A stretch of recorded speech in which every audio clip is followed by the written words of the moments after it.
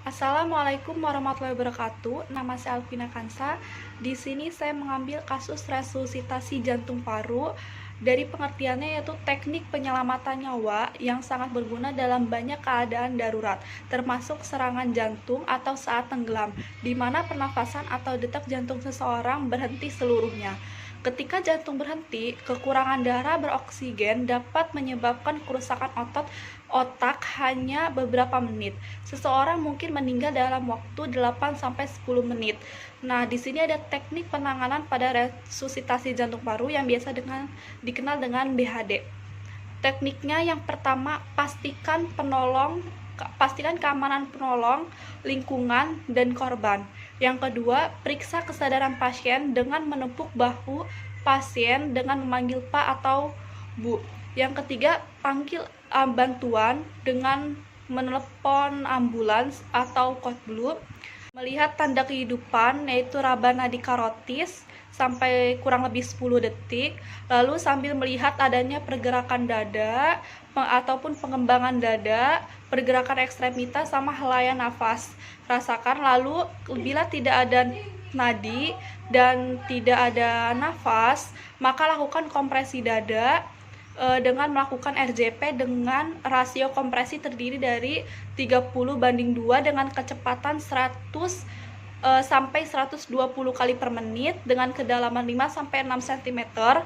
Lalu buka jalan nafas dengan headline chin lift atau jaw thrust itu selama 2 kali pada nafas buatan. Setelah itu sambil melihat pergerakan dada, pengembangan dada. Setelah itu dilakukan selama rasionya 30:2.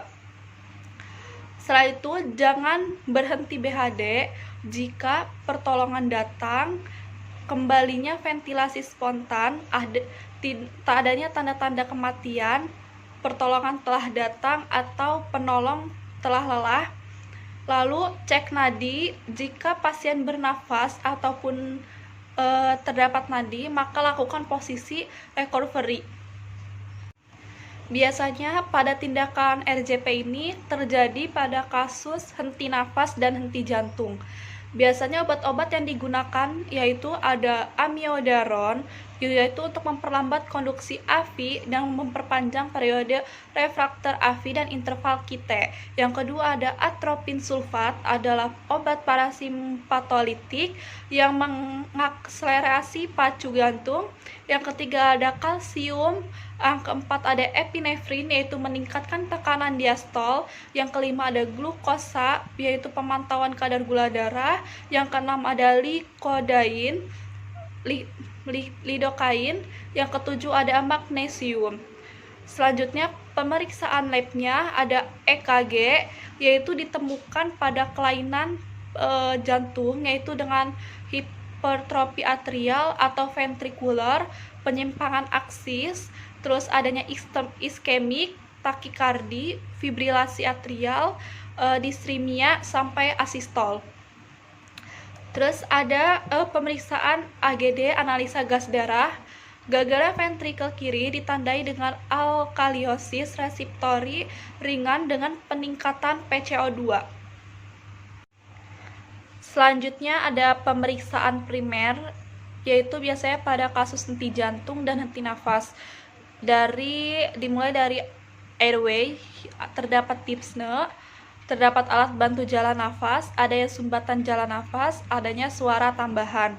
Dari breathing terdapat retraksi otot interkosta, RR-nya meningkat bahkan menurun, adanya suara tambahan, PCO2-nya menurun ataupun meningkat, PO2-nya menurun, adanya pernafasan cuping hidung, terpasang ventilator, iramanya irreguler, pola nafasnya abnormal, penggunaan otot bantu pernafasan, saturasi oksigennya menurun. Selanjutnya ada dari sirkulasi, itu terdapat tekanan darah menurun ataupun meningkat, CRT-nya lebih dari 3 detik, adanya pembesaran vena jugularis, kulitnya sianosis, akralnya dingin, warna kulitnya pucat, konjungtivanya tidak anemis, nadinya meningkat, menurun, atau bahkan tidak teraba, Lalu tugor kulitnya menurun, adanya edem di ekstremitas bawah, dan hasil EKG itu menunjukkan ventricle takikardi, sinus takikardi, ventricle bradikardi, iskemi, bunyi jantung, dan teraba lemah, dan saturasi oksigennya menurun.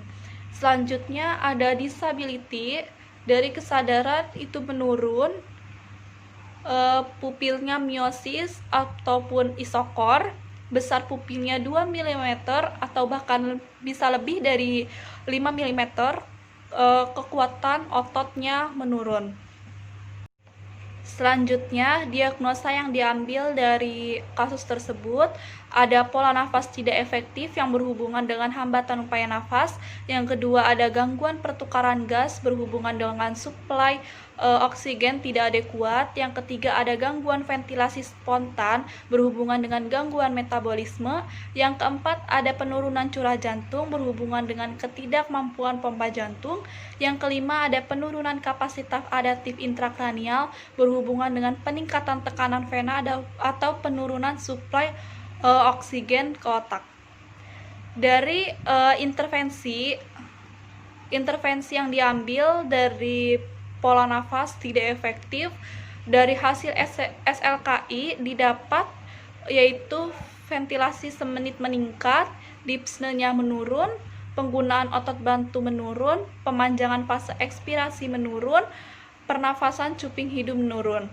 Dari psiki itu terdapat manajemen jalan nafas, salah satunya dengan memonitori pola nafas, bunyi nafas tambahan, memonitori sputum, terus mempertahankan kepatenan jalan nafas dengan headline chin lift, posisi, terus fisioterapi, dan berikan oksigen.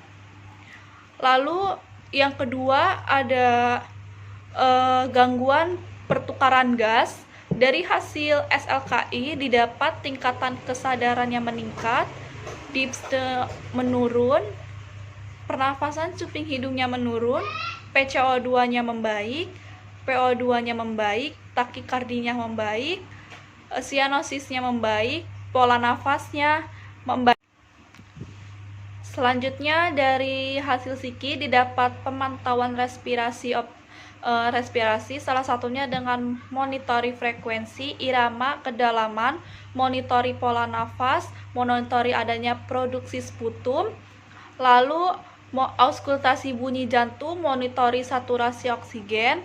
Selanjutnya ada gangguan ventilasi spontan.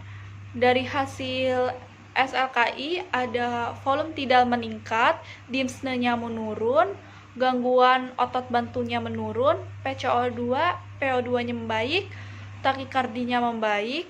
Dari hasil psiki didapat dukungan ventilasi dengan identifikasi kelelahan otot bantu nafas, efek perubahan posisi, terus status respirasi dan oksigenasi. Selanjutnya ada penurunan curah jantung. Dari hasil psiki SLKI didapat dengan kekuatan nadinya meningkat, bradikardi takikardinya menurun, distensi ZVP-nya menurun, dyspnea menurun, tekanan darahnya membaik, CRT-nya membaik, suara jantungnya menurun. Lalu dari psiki didapat pemantauan jantung, yaitu dengan tanda dan gejala penurunan curah jantung dari monitoring tekanan darah, intake ke output, berat badan, saturasi oksigen EKG, nyeri dada. Lalu ada penurunan adaptif intrakranial, yaitu dengan fungsi kognitifnya menurun, sakit kepalanya menurun, tekanan darahnya membaik, tekanan dadinya membaik, bradikardinya membaik, pola nafasnya membaik, respon pupila membaik, sama tekanan intrakranialnya membaik. Lalu dari hasil psiki didapat manajemen peningkatan tekanan intrakranial. Yang pertama ada identifikasi penyebab peningkatan intrakranial, ada monitor tanda dan gejala, monitor MAP, status pernafasan, intake output cairan, sama atur ventilator. sekian hasil presentasi dari saya.